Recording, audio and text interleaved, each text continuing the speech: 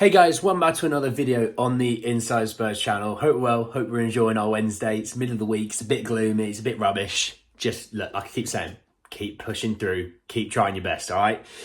We're talking obviously transfers today, and we're talking a little bit about the centre-back position. There's been some updates with some incomings and outgoings.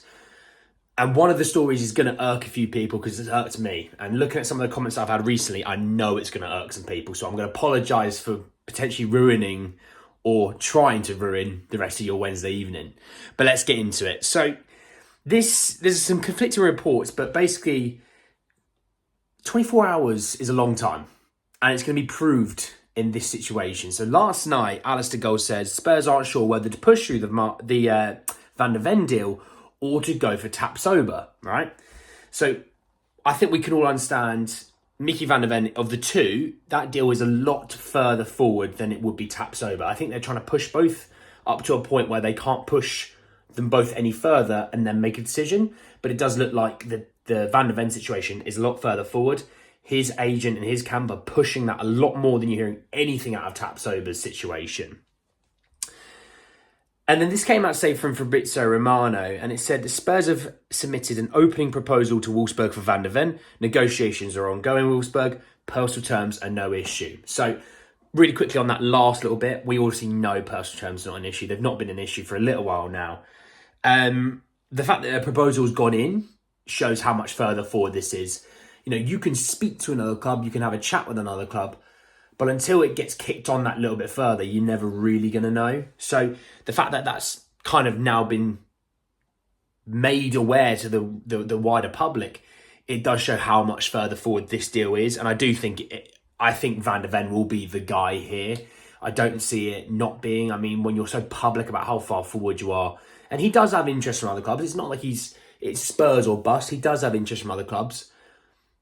He has a lot of upside. There's that for sure. And he would suit the system quite well. He would probably suit the system a little better than Tapsoba in theory, because he's left-footed as well, as the fact that, you know, yes, he's an athlete. Yes, he's quite a bit of a specimen. And he can play out from the back, but he would suit the systems better because he'd play alongside Romero, right? It's always nice to kind of have an update, and that's a genuinely good update. I mean, that last night was a bit of a sucker punch to kind of say they don't know what they're doing, to now going, no, they do, and 24 hours is a long period of time because things can change, right? So it does actually feel like Van de Ven's going to be the guy, right? Speaking of another centre-back coming in, and this is the one that's going to irk people because it's irked me, and it came out from the Guardian Sport, that they've said that Spurs are in contacts with Barcelona over Clement Lenglet. We know about this. We know we're still in talks with Barcelona. Barcelona's president's even said it. We know we're in talks. That's nothing new. What is new, and this is why it irks me, is that we're trying to persuade Barcelona to let him go on a free, and we'll sort out his wages, because he's on about 180 odd grand a week. We'd probably say, oh, we'll probably pay something similar to that because we're going to save the money on the transfer fee, which in normal business, fine. But it just shows how cheap we are sometimes. And it's never about getting the right options. It's never about getting plan A or B. We always go, well, plan A and B are a little bit expensive. So you can have one of them. We're not having both. We'll have plan F as well. So we'll have A or B and we'll have F, because F's going to be nice and cheap and we know what we're getting there. A or B is going to be expensive. So one of them, you can't have all of them, one of them. And it annoys me because a top club wouldn't do that. Now, Man City might have signed Manuel Akanji for 18 million, but they spent 40 odd million on Nathan Ake. They spent 60 odd million on Laporte. They spent a similar amount on Diaz. They spent 30 odd on John Stones, who was a young, really exciting centre-back at the time. We're going for a free transfer of Clement Lenglet, who, he wasn't, I don't think, the worst defender we had last season, but he's certainly not going to take us to levels that we want to go to. So 30 million, let's say 30 million Micky Van de Ven's going to cost. Lenglet for free. You're getting two centre-halves for 30 million. It's a joke. It's a joke. Let Levy cook. If you've ever said those three words, you genuinely do not know football. I'm not even going to try and be... I normally mince my words. I'm normally quite fair, but you just don't know football. And you especially don't know Tottenham Hotspur. he's always gone, here's the marquee guy, James Maddison. Here's the guy. We're all like, oh, yes, get him. We've got Madders. Madders is going to be class. Madders is going to be this. Yeah, because of that, though, we're going to go and get people that aren't your marquee sign-ups. We're going to get plan B, F, H, Z as well. Because we've basically mocked you into realising you'll fall for that trap of the marquee guy, who only costs 40 million anyway. Like, the big clubs are all spending that, if not way more than that. We've got money sitting in the bank. We've got 50 million we haven't drawn down from ENIC yet, and we're not spending it.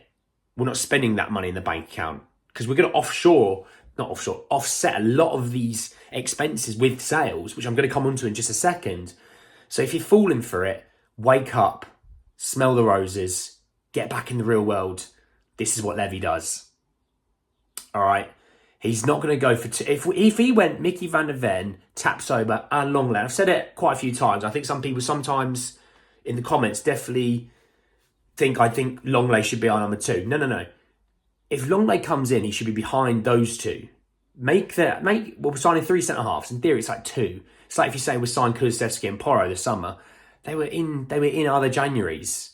It shouldn't affect what we do this summer. The money is there. FFP is, of all clubs in the league, FFP is kind of our friend. We have no issues. We're buds because we're so cheap at times. If Micky Van de Ven, Tapsoba were coming in, they go, oh, we're going to bring Longley as well. You go, actually, that's not a bad signing. I think Longley on a free behind those two. All right, yeah, I can probably get on board with that. Good depth. Not going to be a starting centre-half, but, can come fill in or last 10 minutes, put him into a 3 centre-back system. Yeah, I can probably see that happening. But instead, we're making him one of the 2. And it wouldn't shock me first game of the season that he's playing. It just wouldn't shock me. Because, yes, on the ball, playing out from the back, I have no issues with Longley. I'd probably say he's better than Romero. I have issues where you need quick, pacey centre-halves, and he's not that. And anyone thinks he is that, you're lying to yourself. All right? Speak about centre-halves going out. Davinson Sanchez, obviously, him and Tanganga are the priority 2 to get sold this summer. Obviously, spoke about Tanganga having interest from Atalanta in Italy and obviously Luton. Obviously, spoke about Sanchez. He has his interest from Villarreal, Fenerbahce, Spartak Moscow and Galatasaray. Mark Mayer and Jonathan Corey in Stan Sport have also said Flamingo are in that list as well. So he's got a bit of a market, and I think we can get about 10 million, maybe pounds or euros. I think we're going to get that. Again, 10 million on Winksy, maybe 10 million on Sanchez, 20 million, that's not a bad start. We need to obviously get rid of more, and I think Tanganga probably fetches you another 10 million, so that's about 30. Because, Sanchez might fetch you 8, but Tanganga might fetch you 12. I think Rodon's going to be gone this summer as well. That might fetch you another 10. 10. I know, I'm saying a lot of that, but that's 40 million. That offsets a lot. So, it's a bit of good news. I think, we're going to be losing at least 2 centre-halves, maybe even 3 this summer, unless they're going to keep Rodon in because it's cheap. And that's the other issue I have. He's evidently probably not going to be starting for Spurs. Sell him. Get some money back for him, okay? Or loan him out and also loan him out in England so we can actually watch him and we can see him. Loan him out in the Prem. There's teams in the Prem that would take Joe Rodon on loan. We should be looking at that as an option, if not selling him. Will we? I don't know. There was reports of Reguilon not being trusted by Postecoglou, but I didn't really feel like that was a good enough source at the time. We'll see about that. Obviously, he has interest from Spain and Celta Vigo as well. He might fetch you another 10 million. You see, it starts to really add up. Yes, you make losses on some players, but it does add up. And the last one, I just want to quickly poo-poo this story because this came from L'Equipe in France, and they said Spurs have rejected a 20 million euro bid from Napoli for Ndombele. And they said Postecoglou wants to give him a lifeline. Now that bit, I think he does. I think he wants to see what he's about, see what he's got to offer, see if he can get into him. Paul O'Keefe is so ahead of some of these transfers, has said there's been no bid. So that's why I'm going to poo-poo that story. So I think some people have seen it and gone, ooh, we can get some all right money out of Ndombele. There's been no bid, so don't worry about it. Try and ignore that one for now, all right? If there's anything that come out on that, obviously, I'll be on it and I'll report on it. But anyway, guys, that's the end of the video. Drop a like on the video if you did enjoy it. Obviously, I always pin a comment in there. Always respond back to the comment if you have something to say about what I pin. Something else, put it in another comment, obviously.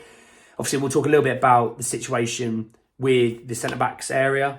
We'll talk a little bit about, obviously, the players going out as well. Obviously, subscribe if you are new and hit the bell notification for more. But anyway, guys, that's the end of the video, and I will see you all very, very soon. Take care, lads.